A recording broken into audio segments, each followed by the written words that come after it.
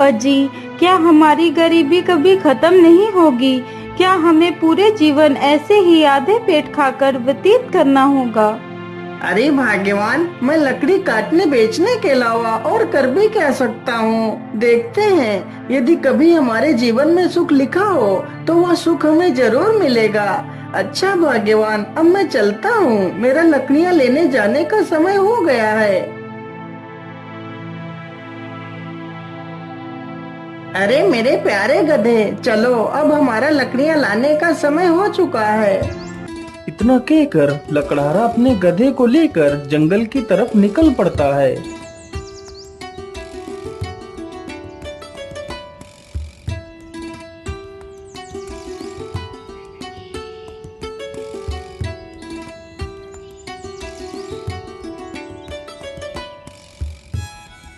मेरे हिसाब से यही पेड़ ठीक रहेगा, चलो इसे ही काट लेता हूँ।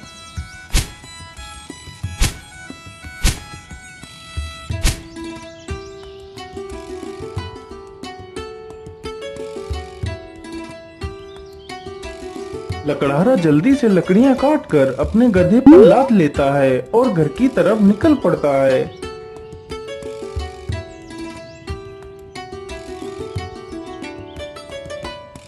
पानी पानी पानी, मेरी सहायता करो। अरे ये किसकी आवाज है? मुझे लगता है कोई तकलीफ में है, चलो चलकर देखता हूँ। लकड़हारा जल्दी से उसी ओर जाने लगता है जिस ओर से वह आवाज आ रही थी। पानी पानी पानी, मेरी सहायता करो। अरे ये क्या? ये तो एक तोता है, लेकिन यह तो पूरी तरह जख्मी हो चुका है। मैं ऐसा करता हूँ, इसे भी अपने साथ ही ले चलता हूँ। लकड़हारा जल्दी से उस तोते को उठा लेता है और उसे भी अपने साथ ले जाता है।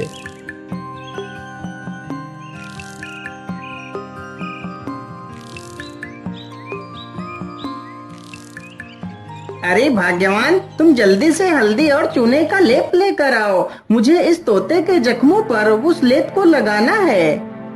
लकड़हारे की पत्नी तुरंत ही हल्दी और चूने का लेप लेकर आती है। लकड़हारा तुरंत ही उस तोते के जख्मों पर उस लेप को लगाने लगता है। अरे तोता भाई, मैंने तुम्हारे जख्मों पर दवाई लगा दी है, अब तुम जल्दी ही स्वस्थ हो जाओगे।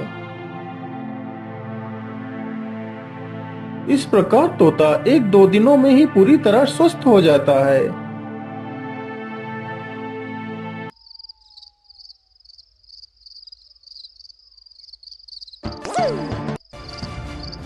चलो आज तो इसी झोपड़ी में ही चोरी कर लेता हूँ। हो सकता है इस झोपड़ी में ही मुझे कुछ काम की चीज मिल जाए। इतना कहकर वह चोर उस झोपड़ी में घुस जाता है। तभी वह तोता उस चोर को देख लेता है। अरे मालिक, जल्दी से उठिए, देखिए चोर आ गया। अरे मालिक जल्दी उठो। अरे मालिक जल्दी से उठिए, देखिए चोर आ गया। अरे मालिक जल्दी उठो। अरे वाह, यह तोता तो बोलता भी है, तो क्यों ना मैं इसी तोते को ही पकड़ ले जाता हूँ। बाजार में तो इसकी कीमत अच्छी मिलेगी, और तो कुछ इस झोपड़ी में दिख भी नहीं रहा है। इतना सोचकर चोर तुरंत ही तोते का पिंजरा उठाता है और वहाँ से भाग जाता है।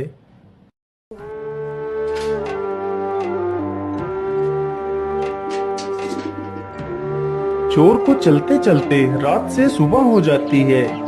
ओहो, मैं तो रात भर चलते चलते कितना थक गया हूँ। चलो ऐसा करता हूँ, थोड़ा इसी पेड़ के नीचे आराम कर लेता हूँ, फिर सोचूंगा इस तोते का क्या करना है। इतना सोचकर चोर उसी पेड़ के नीचे लेटकर सो जाता है। तभी वहाँ से एक राजा अपने घोड़े पर सवार होकर निकलता है। महाराज मुझे बचा लीजिए, मेरी रक्षा कीजिए महाराज, नहीं तो यह चोर मुझे मार डालेगा। अरे ये कौन है जो मुझे मदद के लिए पुकार रहा है, लेकिन आसपास तो कोई नहीं दिखाई दे रहा है। अरे महाराज, उधर नहीं, इधर नीचे देखिए महाराज, मैं इधर हूँ। महाराज मुझे बचा लीजिए, यह चोर मुझे उठाकर ले जा रहा है। अरे वाह, यह तोता तो बोल भी सकता है। चलो मैं इस तोते को खरीद लेता हूँ, यह तोता मेरी पुत्री को बहुत पसंद आएगा। अरे ओ चोर, चल अब उठ जा। और कितना सोएगा तू? महाराज, मैंने कोई चोरी नहीं की, मुझे कुछ मत करना महाराज। नहीं नहीं, मैं तुम्हें कुछ नहीं करूँगा। तुम यह तोता मुझे दे दो, मैं तुम्हें इसके बदले 100 सोने की मोहरें दूंगा। राजा की यह बात सुनकर चोर बहुत खुश हो जाता है। लेकिन याद रहे, मैं तुम्हें ये मोहरें तभी दूंगा यदि तुम आज से चोरी करना छोड़ दोगे। यदि ऐसा नहीं किया तो मैं तुम्हें कारागार में डाल दूंगा। नहीं नहीं महाराज, मैं आज के बाद कोई चोरी नहीं करूंगा। राजा तुरंत ही उस चोर को 100 सोने की मोहरें दे देता है और तोते का पिंजरा लेकर वहां से चला जाता है।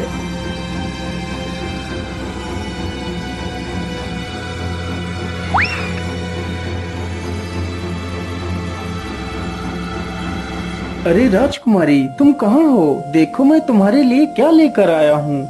अरे पिताजी, यह तोता तो कितना सुंदर है।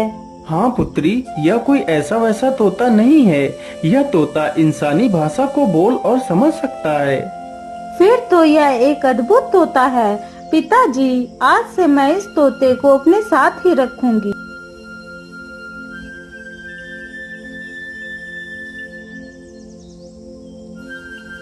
राजकुमारी रोज उस तोते को अच्छे अच्छे पकवान खिलाती, लेकिन तोते को उस लकड़हारे की बहुत ज्यादा याद आती रहती थी। अरे मेरे प्यारे तोते, मैं तुम्हें कुछ भी खिलाती हूँ, तुम उसे सही ढंग से क्यों नहीं खाते हो? क्या बताऊं राजकुमारी जी, मुझे इस पिंजरे में कैद हुए पूरा 1 महीना हो चुका है। मेरा मन भी आकाश में उड़ने को कर रहा है, लेकिन मैं इस पिंजरे में कैद हूँ। मैं क्या कर सकता हूँ?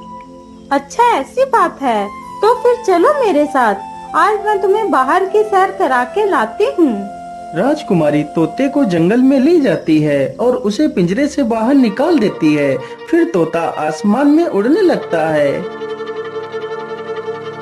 अरे ये क्या, ये पेड़ इतना चमक क्यों रहा है? क्या यह पेड़ कोई जादुई पेड़ है? अरे राजकुमारी जी, उधर देखिए, यह पेड़ इतना चमक क्यों रहा है? क्या यह कोई जादुई पेड़ है? अरे हाँ, मुझे तो लगता है यह कोई जादुई पेड़ ही है। चलो इसके पास चलते हैं। राजकुमारी तथा वह तोता दोनों उस वृक्ष के पास जाते हैं। राजकुमारी जैसे ही उस वृक्ष को स्पर्श करती है, तभी वह उस वृक्ष में समा जाती है। यह देखकर तोता हैरान हो जाता है। अरे राम राम राम, ये क्या हुआ? राजकुमारी तो पेड़ के अंदर चली गई। मुझे जल्दी से यह खबर राजा को देनी होगी।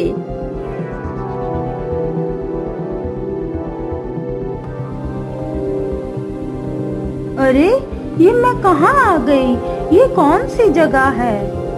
तभी एक बड़ा सा बाज राजकुमारी के सामने आकर खड़ा हो जाता है। अरे यह बाज तो कितना विशाल है। इतना बड़ा बाज तो मैंने आज तक नहीं देखा। तभी वह बाज राजकुमारी को अपने पंजे में दबाकर उड़ जाता है। अरे दुष्ट बाज, मुझे छोड़ दे। तू मुझे कहाँ ले जा रहा है? वह बाज राजकुमारी को एक गुफा के भीतर ले जाता है, जहाँ एक डायन खड़ी होती है।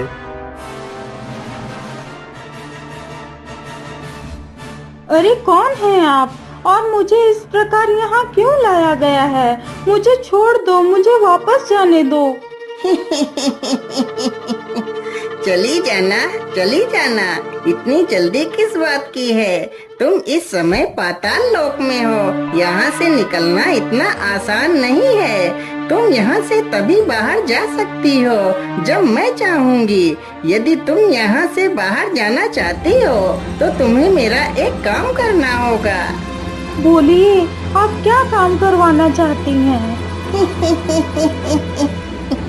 राजकुमारी जी, तुम्हें मेरे लिए अमृत लाना होगा। लेकिन ये अमृत कहाँ मिलेगा? ये अमृत तुम्हें रंगी कंचन की पहाड़ियों में मिलेगा। लेकिन ये पहाड़ी कहाँ पर है? फिर वह डायन राजकुमारी को अमृत लाने का रास्ता बताती है। वह डायन अमृत पीकर अमर होना चाहती थी और पूरी दुनिया पर राज करना चाहती थी। उस डायन ने उस विशाल बाज को अपने वश में कर रखा था, जिससे वह सारे काम करवाती थी। डायन की ये सारी बातें सुनकर राजकुमारी वहाँ से अमृत लाने के लिए चल पड़ती है।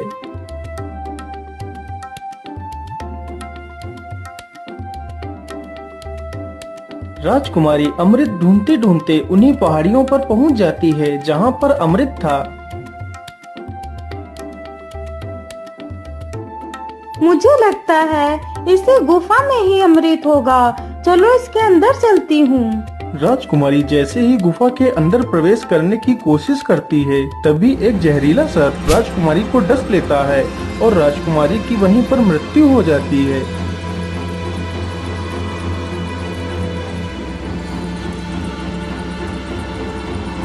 महाराज, यह वही पेड़ है जिसमें राजकुमारी समा गई है। ठीक है तोते, तुम यहीं पर रुको, मैं इस पेड़ के अंदर अकेला ही जाऊंगा। राजा जैसे ही पेड़ को हाथ लगाता है तो वह भी उसी पेड़ के अंदर चला जाता है।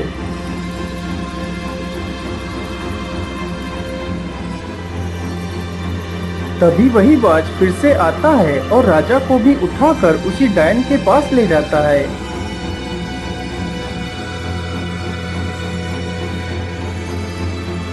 कौन है आप और मुझे यहाँ पर इस प्रकार लाने का क्या कारण है? मेरी राजकुमारी कहाँ है? अरे महाराज, आप चिंता ना करिए, आप जल्दी ही अपनी राजकुमारी से मिलेंगे।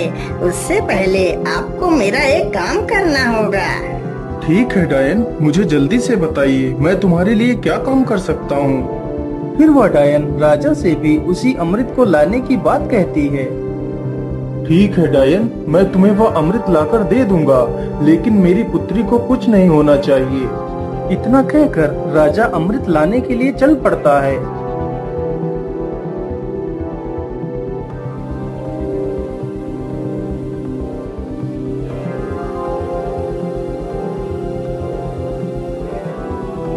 राजा चलते चलते उसी गुफा के पास पहुंच जाता है जहां पर उसकी पुत्री की लाश पड़ी हुई थी। अरे ये क्या, ये तो राजकुमारी पड़ी है, लेकिन मेरी पुत्री को क्या हुआ? हे भगवान, मेरी पुत्री को तो किसी जहरीले सर्प ने डस लिया है। इसका मतलब उस दुष्ट डायन ने मेरी पुत्री से भी वो अमृत लाने को कहा होगा। अब मैं उस डायन को जिंदा नहीं छोड़ूंगा।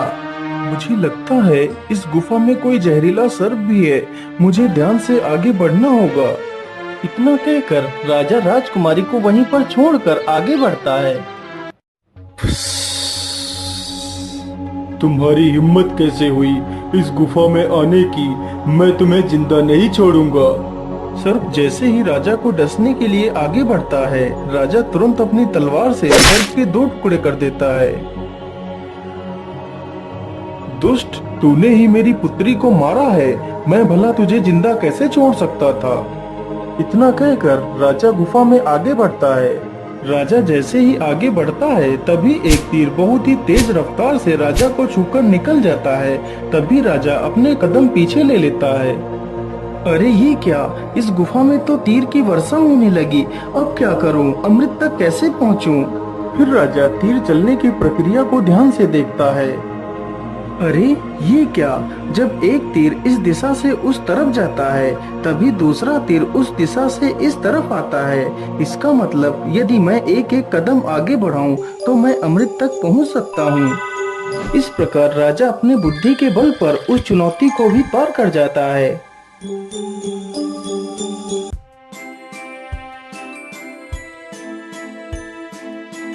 अरे वो रहा अमृत, चलो जल्दी से अमृत को ले लेता हूँ।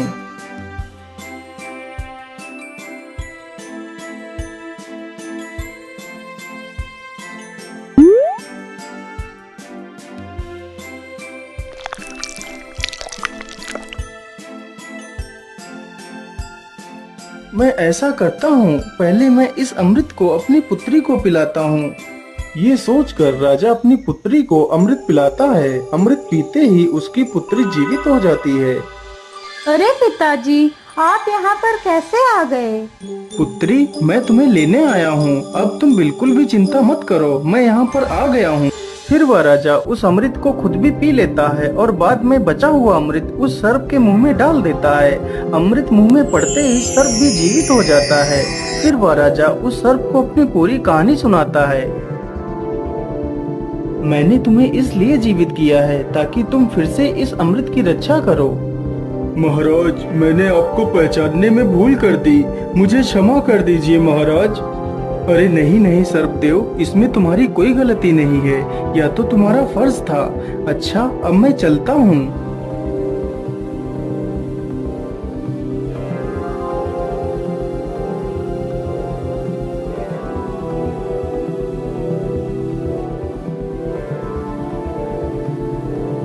राजा उस बोतल में अमृत के स्थान पर एक तालाब से साधारण जल भर लेता है और डायन के पास पहुंच जाता है।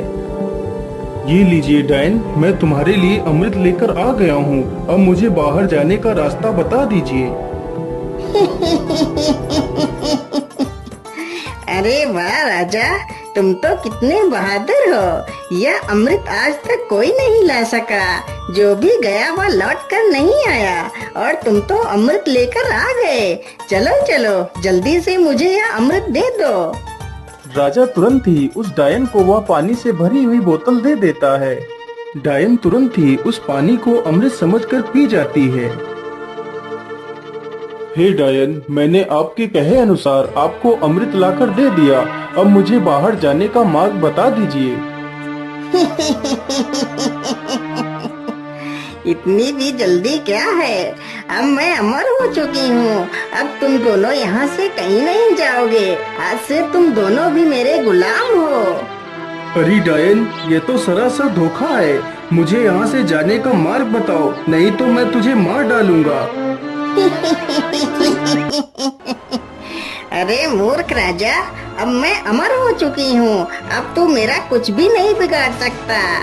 अच्छा, ऐसी बात है, तो फिर ये ले मेरे इस तलवार के वार को झेल। इतना कहकर राजा उस डायन के पेट में तलवार घुसा देता है। ये क्या हो गया? मैं तो अमर हो गई थी। इसका मतलब तूने मेरे साथ धोखा किया है।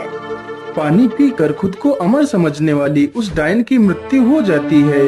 डायन के मरते ही वह बाज आजाद हो जाता है। महाराज, आपकी जय हो।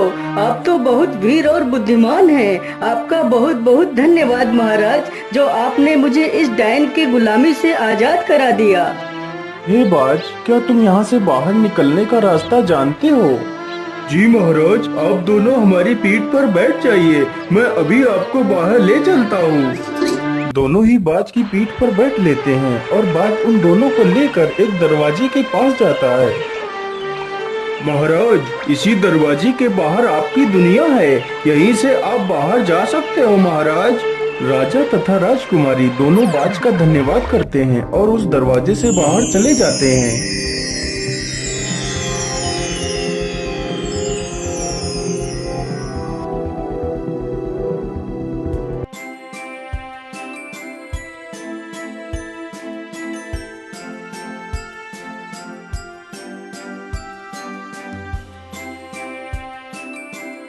हे तोते, यदि आज तुम न होते तो मैं कभी भी अपनी पुत्री को नहीं पा सकता था।